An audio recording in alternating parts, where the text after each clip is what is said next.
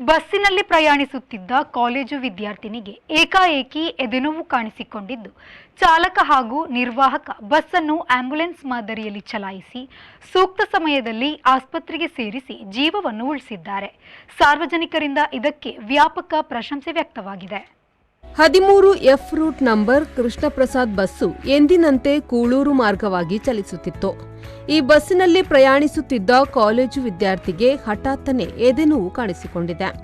ಆಕೆಗೆ ಹೃದಯಾಘಾತವಾಗುವ ಲಕ್ಷಣಗಳು ಕಂಡುಬರುತ್ತಿದ್ದಂತೆ ಎಚ್ಚೆತ್ತುಕೊಂಡ ಬಸ್ಸಿನ ಚಾಲಕ ಗಜೇಂದ್ರ ಕುಂದರ್ ಹಾಗೂ ನಿರ್ವಾಹಕ ಮಹೇಶ್ ಪೂಜಾರಿ ಸುರೇಶ್ ಏನನ್ನೂ ಯೋಚಿಸದೆ ಎಲ್ಲ ಪ್ರಯಾಣಿಕರನ್ನು ಹೊತ್ತುಕೊಂಡು ಬಸ್ಸನ್ನು ಆಂಬ್ಯುಲೆನ್ಸ್ ಮಾದರಿಯಲ್ಲಿ ಸೈರನ್ ಹಾಕಿಕೊಂಡು 6 ಕಿಲೋಮೀಟರ್ ದೂರವನ್ನು 6 ನಿಮಿಷಗಳಲ್ಲಿ ಪ್ರಯಾಣಿಸಿ ನಗರದ ಕಂಕನಾಡಿ ಆಸ್ಪತ್ರೆಯ ಹೊರಾಂಗಣವನ್ನು ಯಾರ ಅಪ್ಪಣೆಯನ್ನು ಕೇಳದೆ ಪ್ರಾಮುಖ್ಯತೆಯನ್ನು ಅರಿತು ಒಳ ಪ್ರವೇಶಿಸಿ ವಿದ್ಯಾರ್ಥಿಯನ್ನು ಕ್ಯಾಶುಯಾಲಿಟಿ ವಾರ್ಡ್ಗೆ ಕ್ಲಪ್ತ ಸಮಯದಲ್ಲಿ ಸೇರಿಸಿ ಜೀವ ಉಳಿಸಿದ್ದಾರೆ. ಚಾಲಕನ ಹಾಗೂ ನಿರ್ವಾಹಕನ ಸಮಯ ಪ್ರಜ್ಞೆಗೆ ಸಾರ್ವಜನಿಕರು ಪ್ರಶಂಸೆಯನ್ನು ವ್ಯಕ್ತಪಡಿಸಿದ್ದಾರೆ.